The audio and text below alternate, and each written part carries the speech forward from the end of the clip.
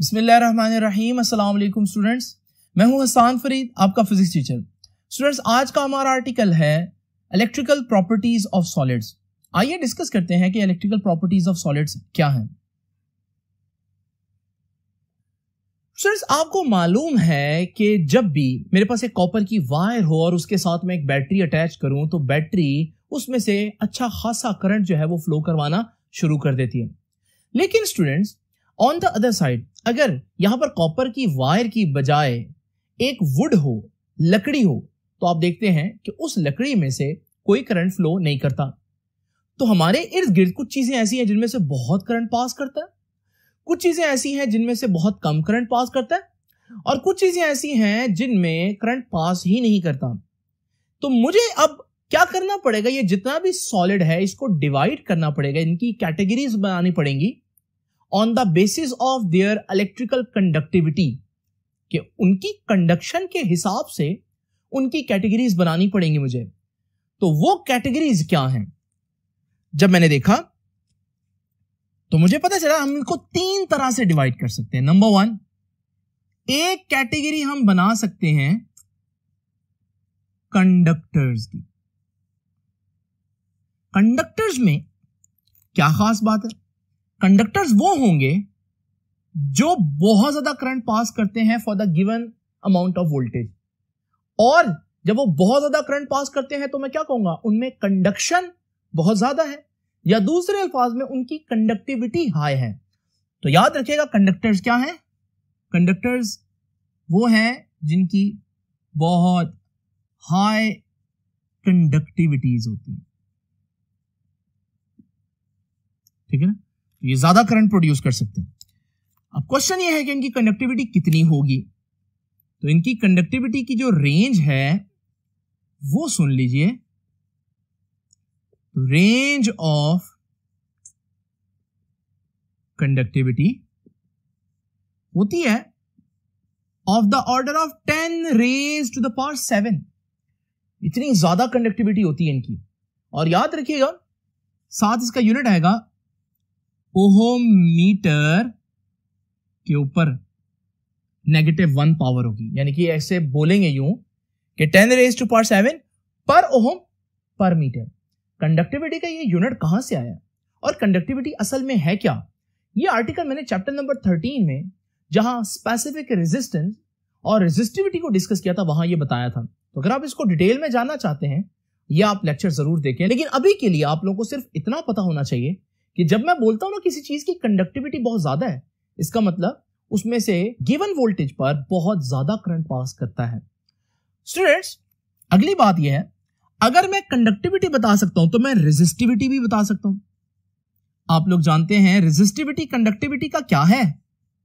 Resistivity conductivity का reciprocal है। तो अगर आपसे कोई रेजिस्टिविटी पूछे तो कोई मुश्किल काम नहीं है, ये कंडक्टिविटी है तो इसका रेसिप्रोकल रेजिस्टिविटी होगा। तो 10 रेज टू पावर 7 का रेसिप्रोकल क्या?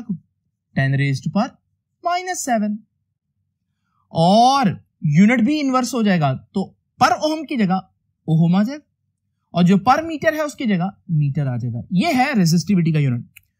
तो हम यूं भी डिफाइन कर सकते हैं कि कंडक्टर्स आर दो solids which have very high value of conductivity, or we can also say that के which have very low value of resistivity। तो ये हमारे पास बेसिकली कंडक्टर्स की डेफिनेशन है। स्टूडेंट्स, अब देखते हैं अपने इर्द गिर्द कौन सी ऐसी चीजें हैं जिनमें कंडक्टिविटी बहुत ज्यादा होती है। तो स्टूडेंट्स, याद रखिएगा, इनकी एग्जांपल्स में जितनी मेटल्स है ना, वो हमारे पास एक खास कैरेक्टरिस्टिक रखती हैं, और वो ये है कि उनकी कंडक्टिविटी बहुत ज्यादा होती है for the given amount of voltage. वो बहुत ज्यादा करंट पास करती हैं। तो याद रखिएगा, इनकी एग्जांपल्स में कौन आ जाएगा जी?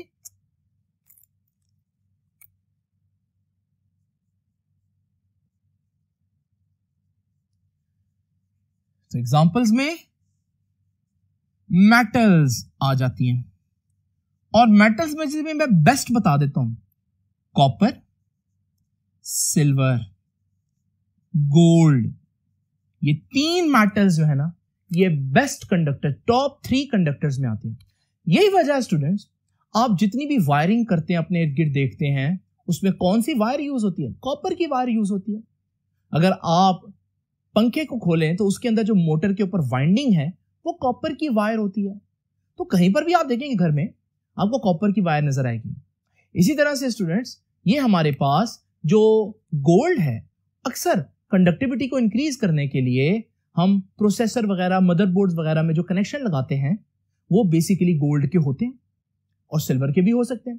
तो जहां पर हमें कंडक्टिविटी बहुत ज्यादा चाहिए होगी वहां पर हम इन मेटल्स में से या कोई और मेटल जिसमें ऐसी प्रॉपर्टीज हो वो यूज करेंगे। तो ये तो हो गया थोड़ा सा तारुफ कंडक्टर्स के बारे में। आपको पता चल गया कि कंडक्टर जो हैं वो हमारे पास वो चीजें हैं जो बहुत ज्यादा करंट पास कर सकती हैं। नेक्स्ट चीज क्या है स्टूडेंट्स, मेरे पास एक ऐसी कैटेगरी फिर बनती है जिन्हें मैं कहूंगा नॉन कंडक्टर। इनका एक और नाम भी हम दे सकते हैं और वो है इंसुलेटर। अब जैसे कि कंडक्टर्स वो हैं जिनकी कंडक्टिविटी बहुत ज्यादा है, तो नॉन कंडक्टर्स वो होंगे वेरी लो कंडक्टिविटी, यानी जब हम एक गिवन वोल्टेज इनको देते हैं तो इनमें से इतना करंट पास नहीं करता। अब इनकी कंडक्टिविटी कितनी होगी स्टूडेंट्स, याद रखिएगा, इनकी रेंज ऑफ कंडक्टिविटी बता देता हूं।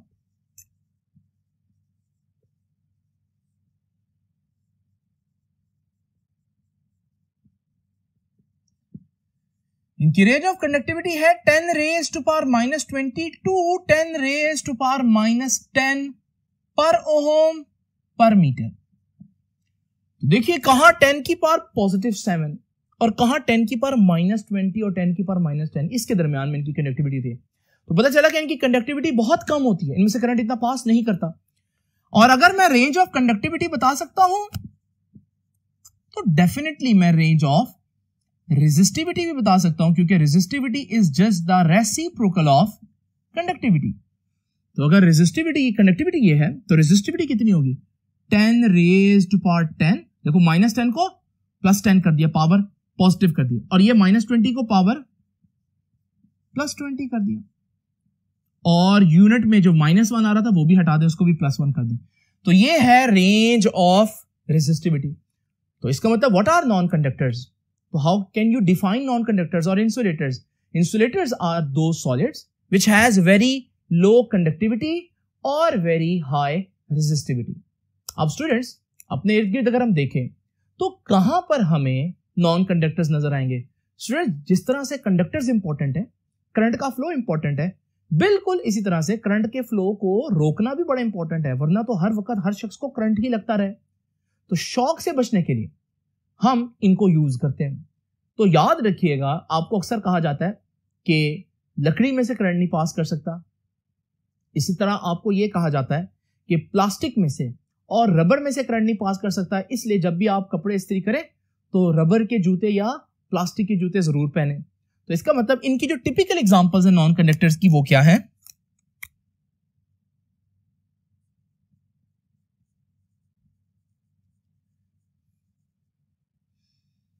इनकी टिपिकल एग्जांपल्स में वुड, डायमंड, प्लास्टिक, रबर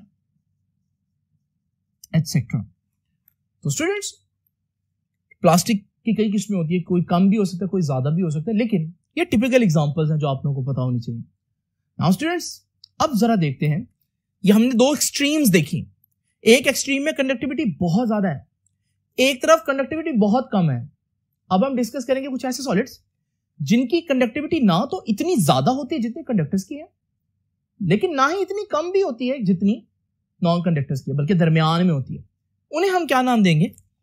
जैसे कि पता चल रहा है वो दरमियान में है कंडक्टर और नॉन कंडक्टर के, तो उनका नाम भी यही है, semi conductors. What are semi conductors?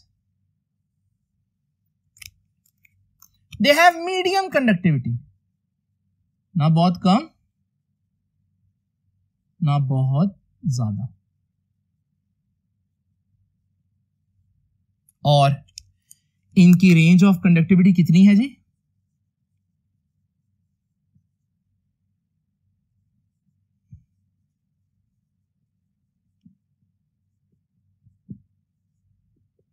10 raised to the power -6 to 10 raised to the power -4 per ohm पर मीटर। और स्टूडेंट्स अगर आपने कंडक्टिविटी की बजाय रेजिस्टिविटी निकालनी हो तो फिर सिंपल आपको क्या करना है, रेसिप्रोकल कर देना है। तो रेंज ऑफ रेजिस्टिविटी, तो 10 की पावर -4 का रेसिप्रोकल 10 की पावर 4, 10 की पावर -6 का रेसिप्रोकल 10 की पावर 6, और इस यूनिट का भी रेसिप्रोकल सिर्फ ओम मीटर आ जाएगा। स्टूडेंट्स इनमें कौन सी चीजें आ जाती हैं, इनमें आपके पास जो आपका पीरियोडिक टेबल है केमिस्ट्री में आप लोगों ने पढ़ा, उस पीरियोडिक टेबल में जो 4th ग्रुप है उस ग्रुप में आप देख रहे हैं सिलिकॉन है, जर्मेनियम है, ये सेमीकंडक्टर्स हैं। तो याद रखिएगा इसकी एग्जांपल्स में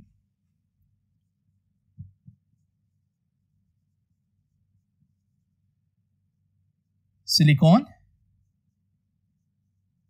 जर्मेनियम एटसेट्रा। स्टूडेंट्स ये चीजें हमें कहां दिखती हैं, आप लोग जितना भी इलेक्ट्रॉनिक इक्विपमेंट देखते हैं, फॉर एग्जांपल ये जो मेमोरी कार्ड है, इस मेमोरी कार्ड के ऊपर ये जो चिप है, बेसिकली ये चिप जो है वो सिलिकॉन से बनी होती है। इस तरह आपके कंप्यूटर के अंदर जितने भी चिप्स हैं वो सिलिकॉन या उसके कंपाउंड से मिलकर बनी होती हैं। तो स्टूडेंट्स ये वो 3 कैटेगरीज हैं जो आप लोगों को पता होनी चाहिए। इलेक्ट्रिकल प्रॉपर्टीज के लिहाज से मैंने जितना भी सॉलिड है उसको 3 कैटेगरीज में डिवाइड कर दिया। लेकिन स्टूडेंट्स क्वेश्चन अब ये उठता है कि ये 3 डिफरेंट बिहेवियर्स क्यों? पहले इसको एक्सप्लेन किया था बोहर ने अपनी फ्री इलेक्ट्रॉन वाली थ्योरी से। वो कहता था कि जिस चीज के पास फ्री इलेक्ट्रॉन हो वो अच्छे कंडक्टर्स होते हैं। लेकिन हमने देखा कि बोहर की थ्योरी इतनी कंसिस्टेंट नहीं है। समटाइम्स कुछ चीजों के पास फ्री इलेक्ट्रॉन नहीं है बोहर की थ्योरी के मुताबिक, बट फिर भी वो अच्छे कंडक्टर बन रहे थे। तो फिर हमारे पास वो कौन सी थ्योरी है जो इसको सही एक्सप्लेन करेगी कि कंडक्टर्स क्यों हैं, नॉन कंडक्टर्स क्यों हैं, इनमें करंट बहुत ज्यादा, इनमें करंट बहुत कम क्यों प्रोड्यूस होता है, उसको एक्सप्लेन किया स्टूडेंट्स। जो नई थ्योरी हम लोगों ने नेक्स्ट आर्टिकल में पढ़नी है और वो है एनर्जी बैंड थ्योरी। इसे कहते हैं वेव मैकेनिकल मॉडल। तो एनर्जी बैंड थ्योरी जो है ये हम लोग नेक्स्ट आर्टिकल में डिस्कस करेंगे। उसमें हम इसकी वजह जानेंगे कि ऐसा 3 डिफरेंट किस्म के बिहेवियर्स क्यों एग्जिस्ट करते हैं सॉलिड्स के अंदर। तो स्टूडेंट्स ये था हमारा आज का आर्टिकल। ये जो बोहर वाली बात मैंने की है और एनर्जी बैंड थ्योरी वाली बात की है, ये कंपैरिजन बुक ने भी इस आर्टिकल में यहां पर मेंशन किया हुआ है। तो स्टूडेंट्स आगे आप देख भी रहे हैं कि एनर्जी बैंड थ्योरी का आर्टिकल स्टार्ट हो रहा है।